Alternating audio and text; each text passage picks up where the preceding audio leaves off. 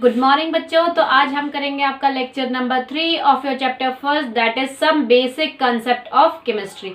बेटा कल हमने पढ़ी थी कि आपकी जो इंटरनेशनल सिस्टम है उन्होंने 7 बेसिक यूनिट दी थी किसी भी चीज को मेजर करने के लिए, ठीक है। और उसके बाद क्या कहा गया था कि दुनिया भर की कितनी भी आप यूनिट, कोई भी आपको यूनिट निकालनी हो, मेजरिंग यूनिट अगर और कोई डिराइव करनी हो तो इन्हीं 7 बेसिक यूनिट से आपकी डिराइव हो सकती है, ठीक है बेटा।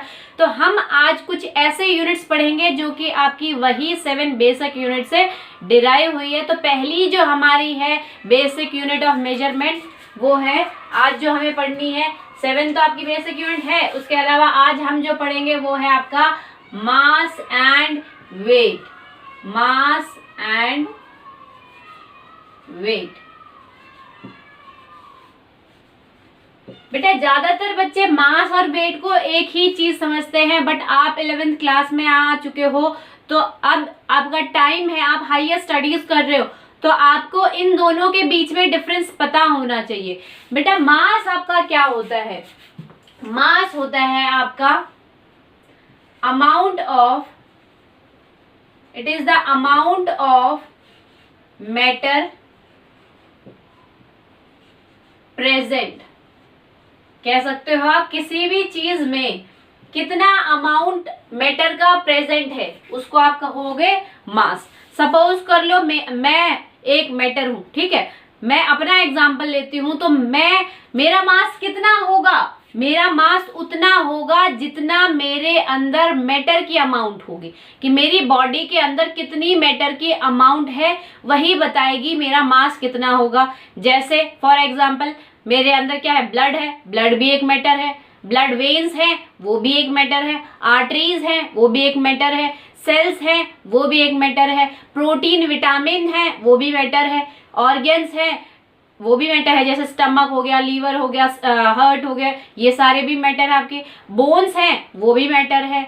मेरे हेयर है वो भी एक मैटर है। तो ये सारी चीज, इन सब मैटर्स का जो सम होगा वो आपको बताएगा मास, ठीक है। मास क्या होता है? इसका मतलब कि जितना अमाउंट मैटर प्रेजेंट है किसी भी पर्टिकुलर सब्सटेंस में वो आपका क्या है बेटा? मास है। अब बात आती है तो वेट क्या है? बेटा वेट आपका क्या होता है? वेट होता है आपका फोर्स ऑफ, नहीं वेट मान लो, चलो force acting on a body.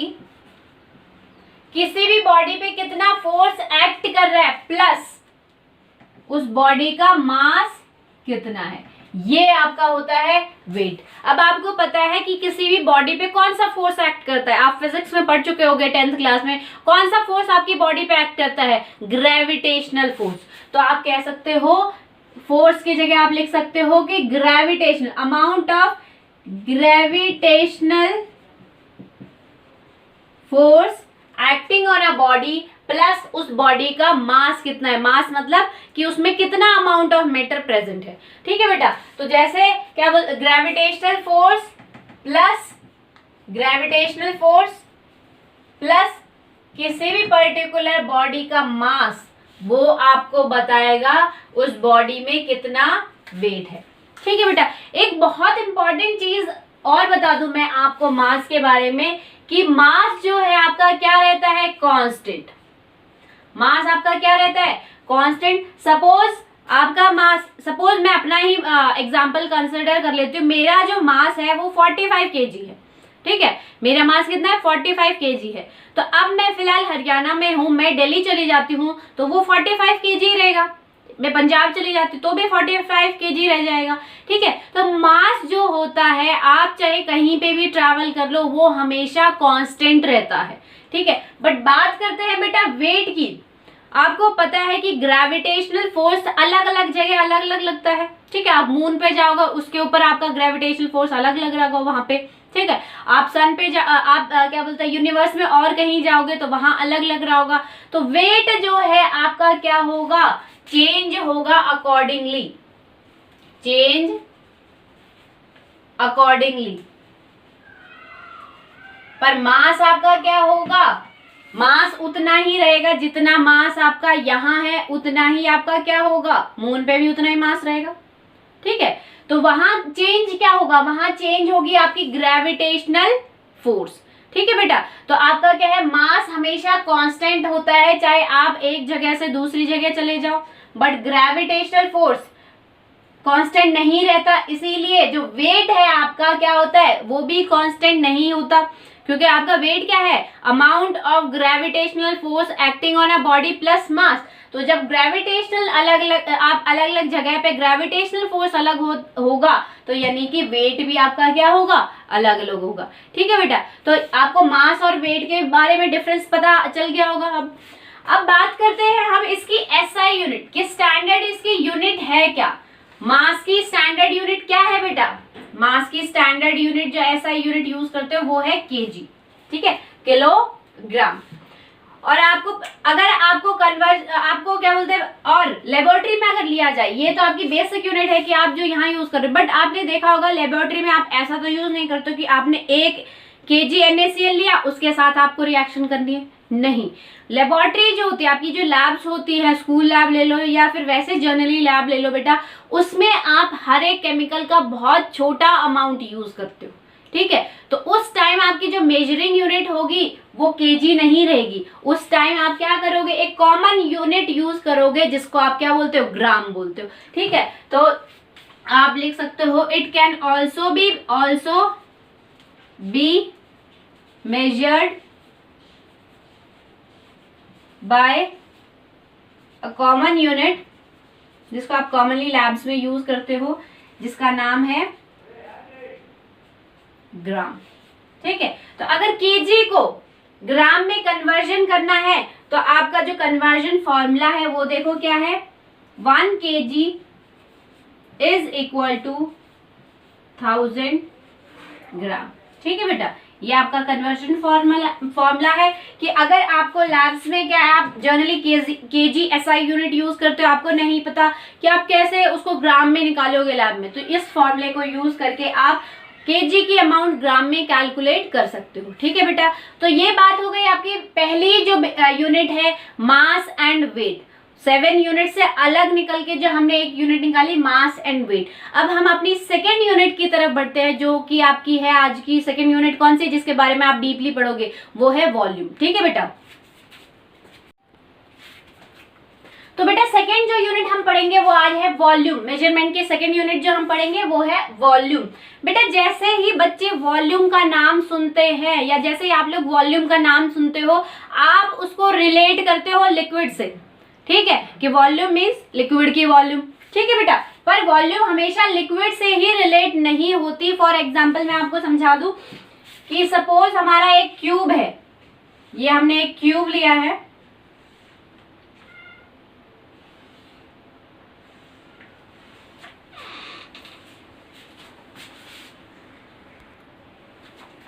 ठीक है बेटा, तो ये हमने एक क्यूब लिया है, ये आपकी क्या है, ये आपकी लेंथ है इस क्यूब की, ये आपकी ब्रेड्थ है। ठीक है, और अगर ये देखें आपकी, तो ये आपकी हाइट है।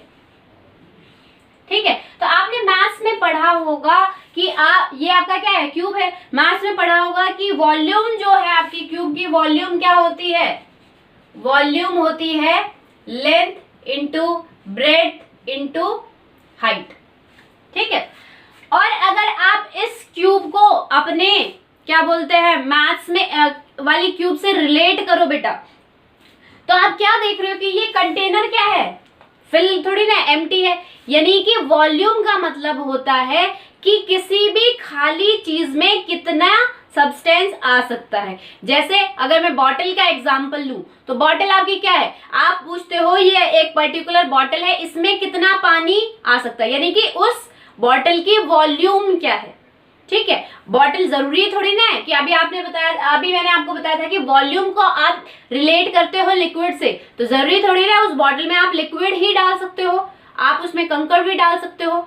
ठीक है, आप उसमें क्या बोलते हैं मिल्क डाल सकते हो, या आप उसमें घी डाल सकते हो, या फिर आप उसमें कोई गैस फिल कर सकते हो। ठीक है, तो वॉल्यूम जो है आपकी क्या है, सिर्फ लिक्विड की नहीं होती, आप उस पर कितना सब्सटेंस डालोगे वो डिपेंड करेगी उसमें कितनी कैपेसिटी है। ठीक है, तो वॉल्यूम का मतलब होता है कि किसी भी सब्सटेंस में कितनी क्षमता है कि वो उसके अंदर आप कुछ और चीज डाल सको। जैसे अगर मैं इस रूम की वॉल्यूम लूं, मैं पूछूं इस रूम की वॉल्यूम क्या है, इसका मतलब क्या है कि इस रूम की वॉल्यूम क्या है, इसमें कितना सामान आप डाल सकते हो, आप इसमें कितने बच्चे स्टोर कर सकते हो। ठीक है बेटा, तो वॉल्यूम जो है आपकी क्या होती है, वॉल्यूम इज कैपेसिटी।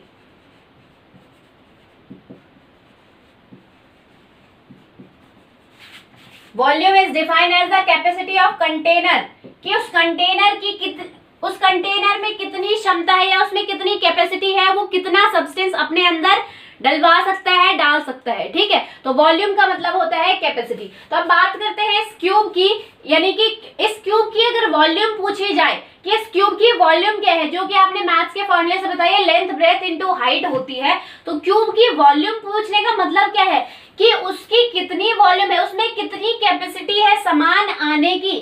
कंटेनर आपका क्या है, ये क्यूब है। ठीक है, तो इस क्यूब में कितनी कैपेसिटी है, कितना सामान आप डाल सकते हो, उसको आप वॉल्यूम बोलते हो। तो वॉल्यूम बेटा आपकी सिर्फ लिक्विड की नहीं होती कि लिक्विड आप किसी चीज में लिक्विड ही डाल सकते हो, नहीं।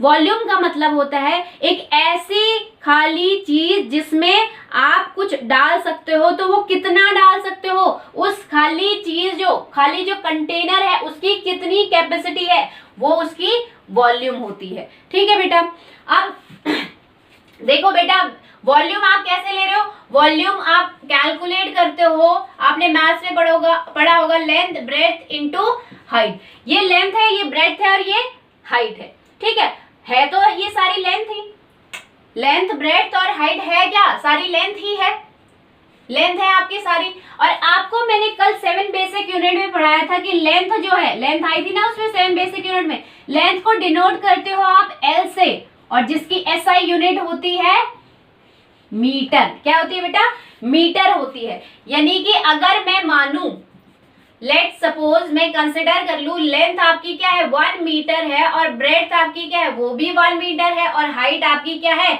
वो भी 1 मीटर है। ठीक है, तो वॉल्यूम आपकी कितनी होगी, वॉल्यूम क्या हो जाएगी, लेंथ 1 मीटर इंटू ब्रेड्थ भी 1 मीटर इंटू हाइट भी 1 मीटर, यानी कि आपकी कितनी हो गई 1 मीटर क्यूब। तो दुनिया में चाहे कोई भी सब्सटेंस हो, उसकी जो एसआई यूनिट होगी, वॉल्यूम की जो एसआई यूनिट होगी, किसी भी सब्सटेंस की आप वॉल्यूम निकाल रहे हो तो उसकी एसआई यूनिट क्या हो गई बेटा, मीटर क्यूब। तो वॉल्यूम की आपकी एसआई यूनिट क्या हो गई, मीटर क्यूब। बट आप लेबोरेटरीज में मीटर क्यूब जितनी वॉल्यूम तो लेते नहीं हो, कम अमाउंट में यूज करते हो चीजों को। ठीक है, तो लेबोरेटरी में हम जो है वॉल्यूम को और कॉमन यूनिट से यूज करते हैं। तो लेबोरेटरी में यूज करने के लिए जो आप कॉमन यूनिट्स यूज करते हो वॉल्यूम की, वॉल्यूम निकालने के लिए किसी भी सब्सटेंस की या किसी कंटेनर की, तो वो है आपकी centimetre cube, decimetre cube, litre and millilitre. ठीक है बेटा, आपको पता है कि 1 लीटर में कितने मिलीलीटर होते हैं, 1 लीटर में 1000 मिलीलीटर होते हैं। और मैं आपको बता दूं कि 1 मिलीलीटर जो होता है बेटा किसके बराबर होता है, 1 सेंटीमीटर क्यूब के बराबर होता है। 1 मिलीलीटर 1 सेंटीमीटर क्यूब के बराबर होता है। तो आप कह सकते हो, क्या कह सकते हो, इस 1 मिलीलीटर की जगह क्या लिख सकते हो, सेंटीमीटर क्यूब लिख सकते हो। इसका मतलब आप कह सकते हो 1 लीटर में 1000 मिलीलीटर होते हैं, और कितने क्या होते हैं 1000 सेंटीमीटर क्यूब होते हैं। क्या होते हैं, 1 लीटर में 1000 मिलीलीटर होता है। यहाँ मैंने आपको बताया 1 मिलीलीटर में 1 सेंटीमीटर क्यूब होता है, तो आप कह सकते हो 1 लीटर में 1000 सेंटीमीटर क्यूब होते हैं। और आप कह सकते हो ये इक्वल होता है 1 डेसीमीटर क्यूब के बराबर। ठीक है, कि 1000 centimetre cube equal to 1 decimetre. ठीक है बेटा, तो ये आपको समझ में आ गया। ये जो है आपका कन्वर्जन प्रोसेस है, कि आपको जो मैंने कॉमनली ऊपर जो ये यूनिट यूज करी है, इनको आप इंटर कन्वर्जन कैसे कर सकते हो। ठीक ठीक है, तो ये बात समझ में आ गई कि 1 लीटर में 1000 मिलीलीटर होता है, ये तो सबको ही पता है, 8-9 क्लास से पढ़ते आ रहे हो। ठीक है, 1000 मिलीलीटर होता है। अब 1 मिलीलीटर में 1 सेंटीमीटर क्यूब होता है, यानी कि 1 लीटर में कितने हो गए 1000 सेंटीमीटर क्यूब, और ये 1000 सेंटीमीटर क्यूब बराबर होता है 1 डेसीमीटर की। ठीक है बेटा, मैं आपको कुछ होमवर्क्स देती हूँ जो आप अपने घर में ट्राई कर लेना। ठीक है, ताकि आपको पता लगे इंटर कन्वर्जन आपको समझ में आया है नहीं। 1 मिलीलीटर में कितने लीटर होते हैं। सेकंड है 1 सेंटीमीटर क्यूब में कितने लीटर होते हैं। थर्ड है आपका 1 मिलीलीटर में कितने डेसीमीटर क्यूब होते हैं। And the fourth one is 1 centimetre cube में आपके कितने डेसीमीटर क्यूब होते हैं। और फिफ्थ वन है आपका 1 मीटर में कितने सेंटीमीटर होते हैं।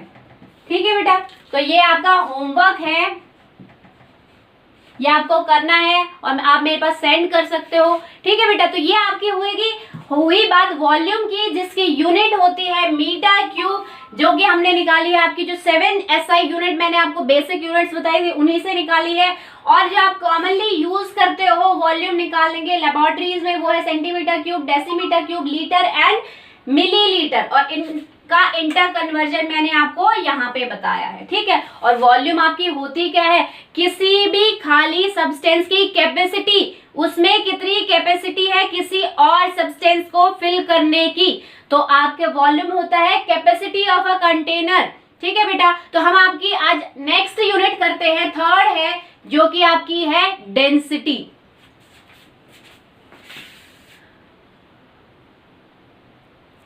तो बेटा थर्ड यूनिट है आपकी डेंसिटी। डेंसिटी आपकी क्या होती है, आपने पढ़ा होगा पीछे क्लास में, डेंसिटी होती है मास बाय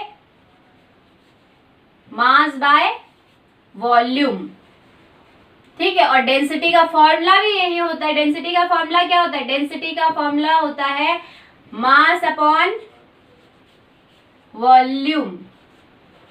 ठीक है, कैसे कहते हो आप डेंसिटी को, कैसे डिफाइन करते हो, द अमाउंट ऑफ, मास क्या होता है, amount of substance present in 1 centimetre cube of volume, कि कितना आपका मास प्रेजेंट है 1 सेंटीमीटर क्यूब में। 1 सेंटीमीटर क्यूब आपका क्या होता है, वॉल्यूम की ही यूनिट होती है, या फिर आप कह सकते हो 1 मीटर क्यूब। ठीक है, तो कितनी आपकी मास प्रेजेंट है या कितना सब्सटेंस आपका प्रेजेंट है 1 मीटर क्यूब में, वो आपकी डिफाइन करती है डेंसिटी। यानी कि डेंसिटी अगर कैलकुलेट करनी हो किसी भी सब्सटेंस की, तो उसका फॉर्मूला होता है मास बाय वॉल्यूम। ठीक है बेटा, अब आपको ये पता है कि मास की एसआई यूनिट क्या होती है, अभी हमने पढ़ी थी, मास की एसआई यूनिट होती है केजी, और वॉल्यूम की आपकी एसआई यूनिट क्या होती है, मीटर क्यूब। यानी कि डेंसिटी की जो आपकी एसआई यूनिट निकली वो कितनी निकली, केजी मीटर क्यूब।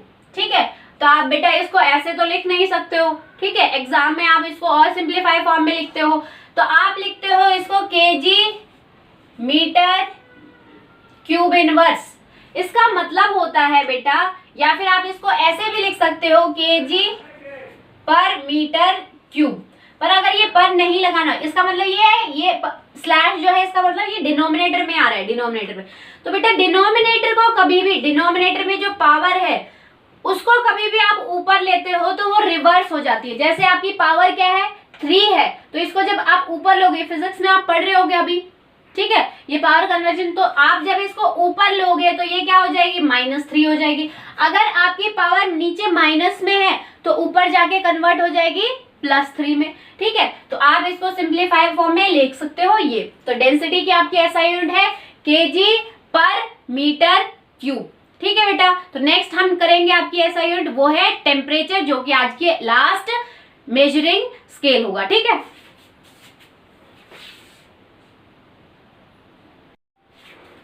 तो बेटा लास्ट जो आपकी यूनिट है जो आज हम पढ़ेंगे वो है 4th one, that is temperature. Temperature आपका क्या होता है, टेम्परेचर आपका स्केल होता है, एक स्केल है, it is a scale to major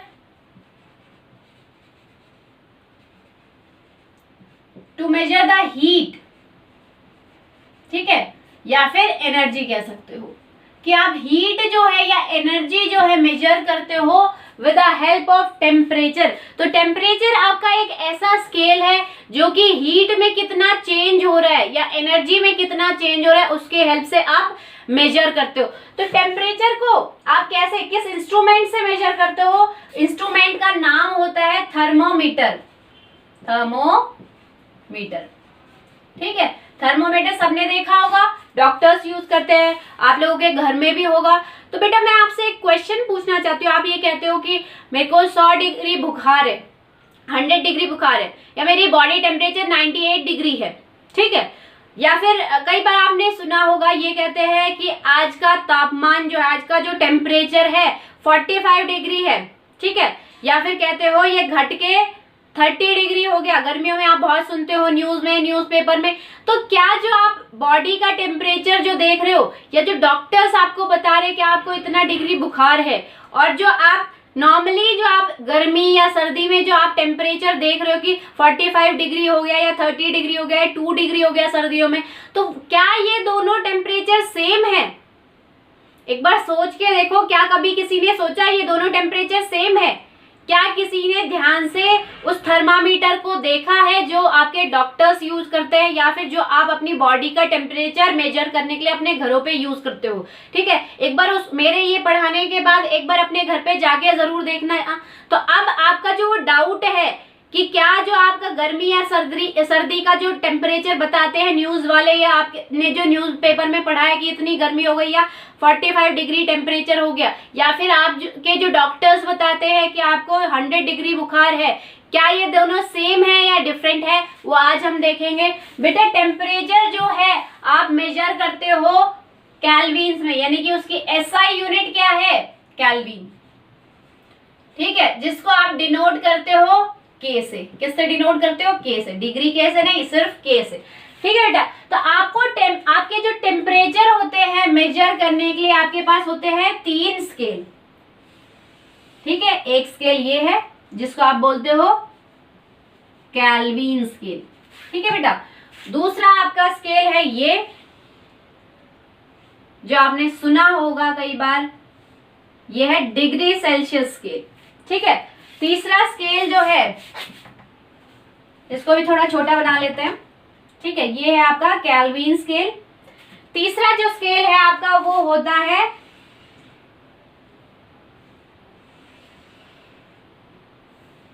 degree Fahrenheit scale, ठीक है बेटा। डिग्री स्केल आप, डिग्री सेल्सियस आप कहाँ यूज करते हो? जो डिग्री सेल्सियस आप कहाँ यूज कर रहे हो?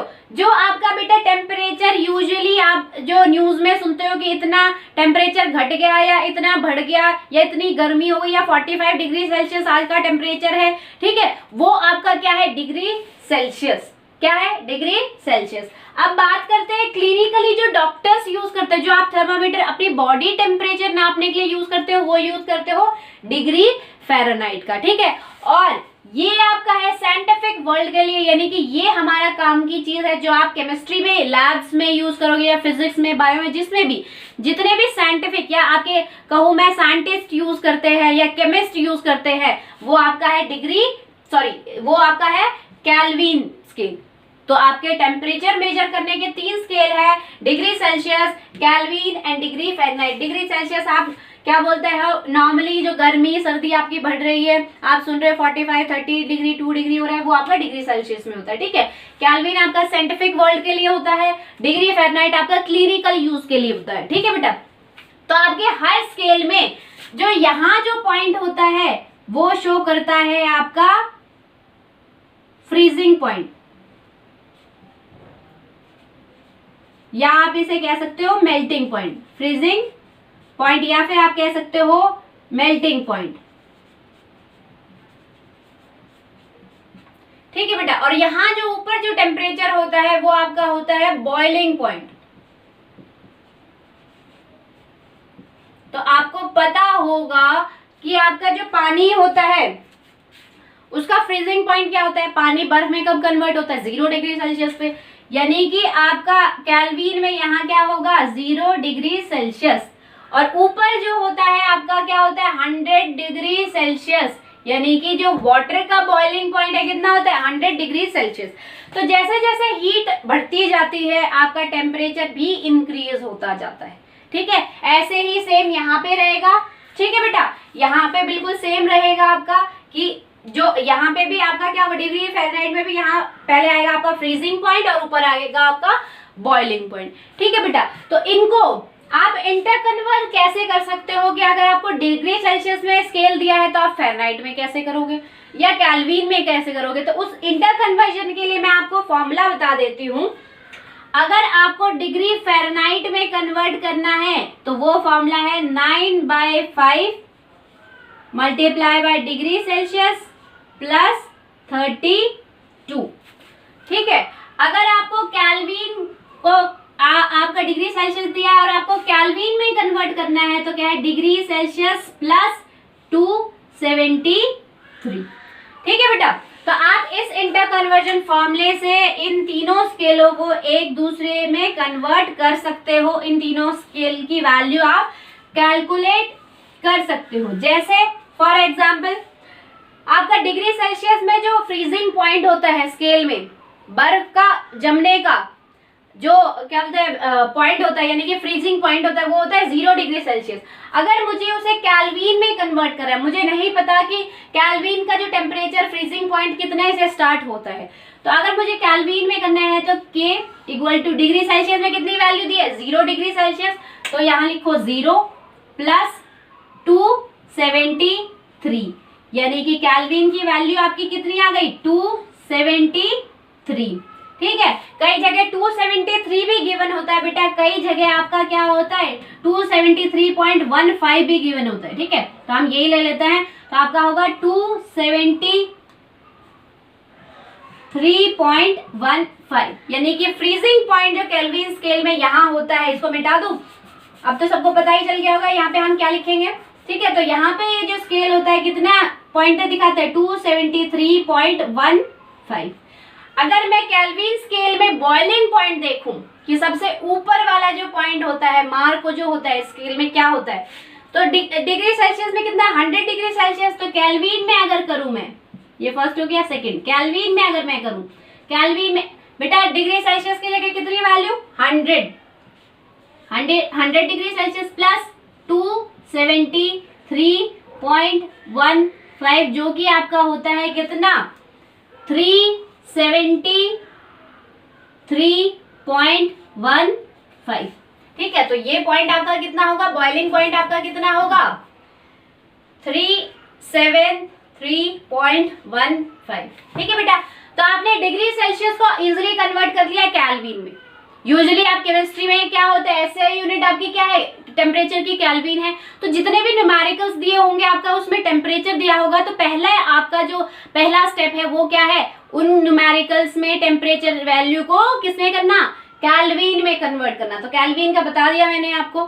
ठीक है, अगर डिग्री सेल्सियस दिया उसको फ़ारेनहाइट में कैसे करोगे, तो फ़ारेनहाइट में अगर हमें निकालना है कि ये जो होता है स्टार्टिंग पॉइंट कितना होता है, तो देखो पहला फ़ारेनहाइट क्या है आपका डिग्री फ़ारेनहाइट का फॉर्मूला क्या है 9/5 डिग्री सेल्सियस कितना है 0 डिग्री सेल्सियस, तो आप यहाँ लिखोगे 0 प्लस 32।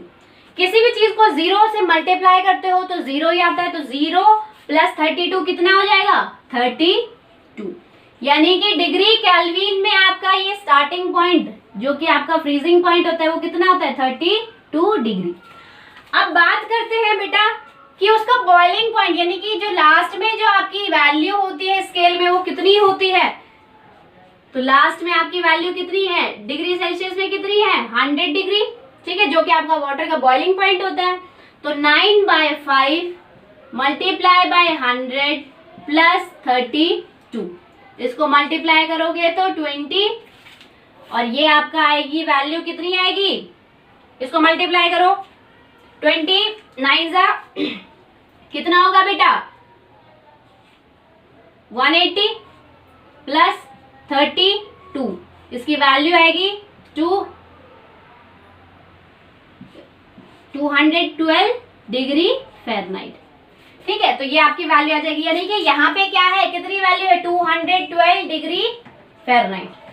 ठीक है, तो ये आप देख सकते हो कि आप इंटर कन्वर्जन कर सकते हो एक दूसरे में।